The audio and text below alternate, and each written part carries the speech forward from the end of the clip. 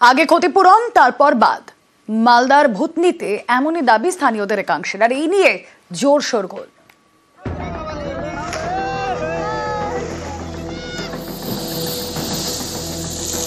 মালদার মানিকচকের ভূতনি, প্রতি বছর এখানে ভাঙনের ভয়।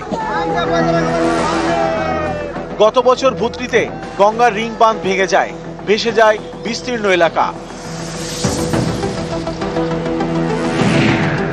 এই ভূতনিতে নতুন বাঁধ তৈরি করা হচ্ছে, এর জন্য জমি দরকার। কিছুটা জমি রয়েছে ব্যক্তিগত মালিকানায়। এই ব্যক্তিগত মালিকানার জমিতে বাঁধ নির্মাণে আপত্তি তুলেছেন স্থানীয়দের একাংশ। তাদের দাবি, আগে ক্ষতিপূরণ দিতে হবে, তারপর বাঁধ। এইটুকু জমির মধ্যে যদি বাদ হয়ে যেত আমরা যাবো কোথায়? আমাদের ক্ষতিপূরণ দিতে আমরা হয়তো এখান থেকে বাড়ি ভাঙবে, আমরা অন্য জায়গায় বাড়ি করবো। ভূতনির হিরানন্দপুর গ্রাম পঞ্চায়েত, এখানকার কেশরপুর কালুটনটোলায় নতুন বাঁধ তৈরি করছে রাজ্য সরকার। 2.5 কিলোমিটার বাঁধের জন্য বরাদ্দ করা হয়েছে প্রায় 6 কোটি টাকা। এর মধ্যে 1.5 কিলোমিটার বাঁধের কাজ শেষ, বাকি রয়েছে 1 কিলোমিটার। এই অংশে কোথাও সরকারি জমি, কোথাও আবার ব্যক্তিগত মালিকানার জমি। অনেকেরই দাবি, বাঁধের জন্য তারা জমি দিতে রাজি, কিন্তু ক্ষতিপূরণ নিয়ে তাদের সঙ্গে কোনো কথাই বলা হয়নি। আমাদের এই যে জায়গার যেটা আমাদের পাওয়ার, ওটা পেতে চাই, ক্ষতিপূরণটা চাই। ক্ষতিপূরণ হলে আমরা কোনো রকম বাধা দিতে ইচ্ছুক না, আমাদের ক্ষতিপূরণের জন্য বাধা। ওরা যদি দেরি করে তাহলে আমাদের কাজটা হবে না, বাঁধে তাহলে বাঁধটা ভেঙে যেতে পারে।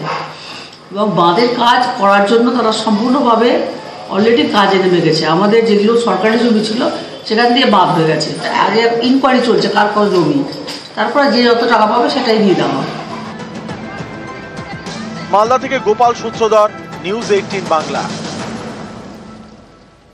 উত্তরবঙ্গের 2 জেলায় পথভোগান্তির ছবি। কোচবিহারের মাথাভাঙায় কালভার্ট ভেঙে রাস্তায় ধস, বছর দেড়েক ধরে চরমে ভোগান্তি। অন্যদিকে আলিপুরদুয়ারের মথুরা চা বাগান এলাকায় রাস্তায় জল কাদায় একাকার।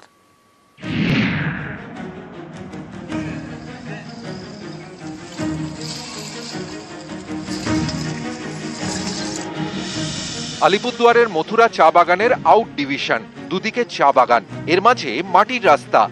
এই রাস্তায় কাদায় কাদা, জায়গায় জায়গায় গর্ত, সেই গর্তে জমা জল। 3 বছর ধরে এই ভোগান্তি চলছে বলে অভিযোগ। রাস্তার পরিস্থিতি খুবই খারাপ, তো বেহালা দশা, যাতায়াত করতে পুরো অসুবিধা হচ্ছে। প্রায় 3 বছর রাস্তা মেরামত হচ্ছে না, হচ্ছে না, কিছু হচ্ছে না। রাস্তার পরিস্থিতি খুবই খারাপ, গাড়ি ঘোড়া এখানে অনেক কিছু পাল্টিয়ে গেছে, লোক আহত হয়েছে। নদী থেকে মাটি তুলে ট্র্যাক্টরে করে শহরে নিয়ে যাওয়া হয় চাপাতাও। বড় গাড়ি, ট্র্যাক্টর সবই এই রাস্তার উপর দিয়ে যায়, কারণ মথুরা থেকে আলিপুরদুয়ার শহর এবং আলিপুরদুয়ার ফালাকাটা রাজ্য সড়কে যাওয়ার জন্য এটাই একমাত্র রাস্তা। এরকম গুরুত্বপূর্ণ রাস্তারই হাল খারাপ। বাজার যায়, স্কুল যায়, বাগানের কাজে আসে, সবার অসুবিধা হয়। কি চাচ্ছেন? এটা তাড়াতাড়ি বানলে ভালো হয়। সোমবার এই রাস্তা পরিদর্শনে যান মথুরা পঞ্চায়েত প্রধান এবং উপপ্রধান। অনেক কয়েকবার উপরে জানাইছি, সেটা এখন অব্দি কিন্তু সেটা সাকসেস হয় নাই। আমাদের গ্রাম পঞ্চায়েতের ফান্ড তো নেই সেভাবে যে এত বড় রাস্তা করার মতন। তো এইটা নিয়ে আমি এরপরেও আমি জানাবো, ব্লকে জানাবো।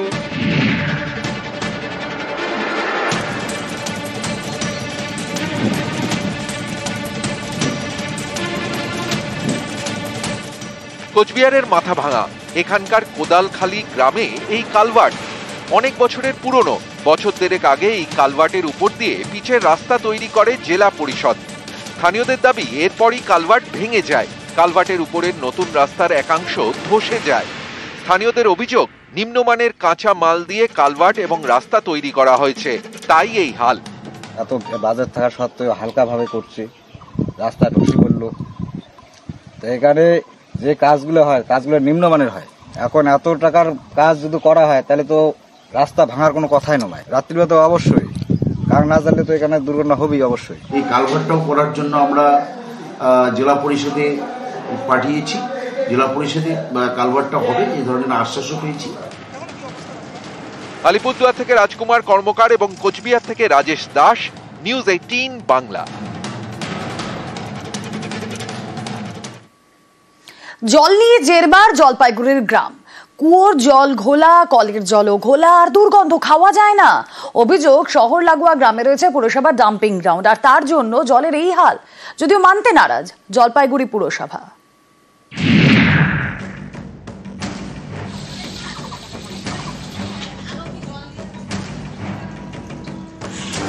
কুয়োর জল ঘোলা,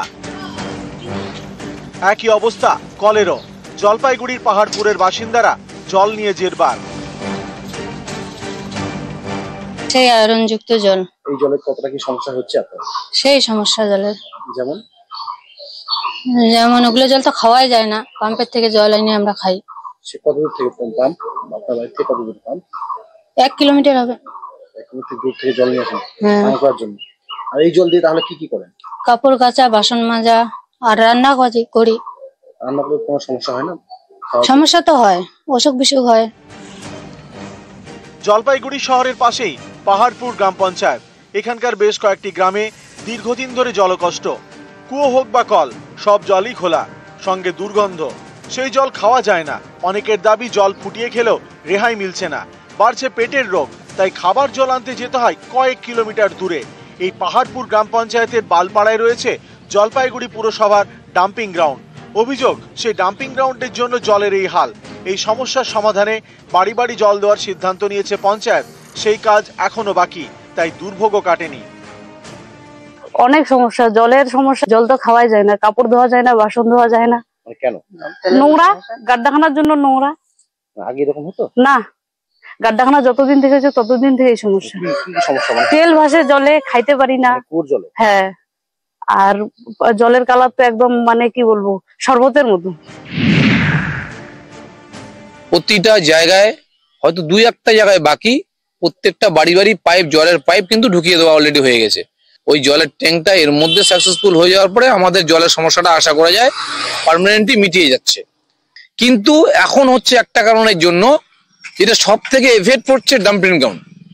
আর পৌরসভা আমাদের প্রবলেম করে দিয়ে যাচ্ছে পঞ্চায়েত এরিয়ায়, আর পঞ্চায়েত এরিয়ার অঞ্চলের নেতৃত্বরা প্রবলেম সলভ করছে। জলটা লাল হয়েছে আয়রনের জন্য। ডাম্পিং গ্রাউন্ড থেকে আয়রন নিষ্কাশন হয়ে জলে মিশছে এটা না, কারণ ডাম্পিং গ্রাউন্ডে রেগুলার জেসিবি দিয়ে, কখনো কখনো প্রোক্লেন দিয়ে একদম পিছিয়ে দেওয়া হচ্ছে ডাম্পিং গ্রাউন্ডে। আর ডাম্পিং গ্রাউন্ডে ওখানে অন্তত 20 বছর ধরে আছে, এতদিন ধরে জল লাল হচ্ছে। সেটা কখনোই এটার জন্য হচ্ছে না। যে পঞ্চায়েতকে দেখতে হবে, পিএইচি কে দেখতে হবে যে কোনো জায়গা থেকে আয়রন নিষ্কাশন হচ্ছে কিনা। জলপাইগুড়ি থেকে শান্তনু কর, নিউজ 18 বাংলা।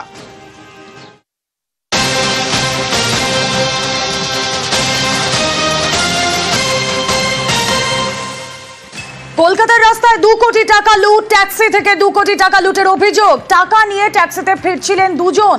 এন্টালিতে ট্যাক্সি থামায় 2 অজ্ঞাত পরিচয়। কথা বলবো, অনুপ প্রতিনিধি রয়েছেন সঙ্গে। অনুপ, এই অজ্ঞাত পরিচয় কারা, কি উদ্দেশ্যে তারা এই লুটপাট চালালেন? ইতিমধ্যেই পুলিশের পক্ষ থেকে যে সিসিটিভি ফুটেজ পুলিশ সংগ্রহ করেছে, অজ্ঞাত পরিচয় যে ব্যক্তি দুজন, তাদের কিন্তু ইতিমধ্যেই খোঁজ চালানো হচ্ছে এবং তাদের ইতিমধ্যেই শনাক্তকরণের চেষ্টা পুলিশের পক্ষ থেকে করা হচ্ছে। তার কারণ, কলকাতায় ফের শহর কলকাতায় কিন্তু লুটের অভিযোগ। ট্যাক্সির মধ্যে থেকে ঢুকে একেবারে লুট চালানো দুষ্কৃতীরা, এমনটা বলা চলে। আর ঠিক দুপুরবেলা যখন এসএন ব্যানার্জি রোড হয়ে দুজন ট্যাক্সিতে করে ওঠেন, পরবর্তী ক্ষেত্রে সেই সময় যখন ট্যাক্সিতে করে 2 কোটি টাকা নিয়ে যাওয়া হচ্ছিল, সেই মুহূর্তে কিন্তু একেবারে যে ফ্লিপস মোড় আছে তিনটালির কাছে, সেখানে কিন্তু আচমকায় দুজন অজ্ঞাত পরিচয় ব্যক্তি একেবারে ট্যাক্সির মধ্যে উঠে বসে এবং এরপরেই সেখানে ট্যাক্সির মধ্যে থাকা 2 কোটি টাকা একেবারে লুট করে নিয়ে পালিয়ে যায়, এমনটা অভিযোগ। এরপরেই খবর যখন যায় থানায়, থানার পুলিশ ঘটনাস্থলে আসে। পুলিশ কিন্তু ইতিমধ্যেই সেই ঘটনা তদন্ত শুরু করেছে। অভিযোগ দায়ের হওয়ার পরেই ইতিমধ্যেই বেশ কিছু ফুটেজ তারা সংগ্রহ করেছে। সেই ফুটেজ সংগ্রহ করার পরবর্তী ক্ষেত্রে ইতিমধ্যেই যে 2জন ব্যক্তির কথা বলা হচ্ছে দুষ্কৃতী, তাদের খোঁজে কিন্তু খোঁজ চালানো হচ্ছে। কিন্তু এই ট্যাক্সিতে করে যে টাকা যখন নিয়ে যাওয়া ছিল, প্রায় 2 কোটি টাকা শহর কলকাতায়, সে সময় আগে থেকেই কিন্তু একেবারে এই তথ্য কোনোভাবে কিন্তু তাদের কাছে ছিল এবং সেই অনুযায়ী কিন্তু তারা আচমকা এই ফিলিপস মোড়ের কাছে যখন ট্যাক্সিতে উঠে পড়ে এবং সেখান থেকেই এই 2 কোটি টাকা লুট করে নিয়ে কিন্তু তারা পালিয়ে। ইতিমধ্যে যে ট্যাক্সি চালক, তাকে যেমন জিজ্ঞাসাবাদ করে জানতে চাইছে, অন্যদিকে গোটা ঘটনা সম্পর্কে কিন্তু পুলিশের পক্ষ থেকে এই ফুটেজগুলো কিন্তু সংগ্রহ করার পরে সেগুলো শনাক্তকরণের কাজ ইতিমধ্যে শুরু করা হয়েছে।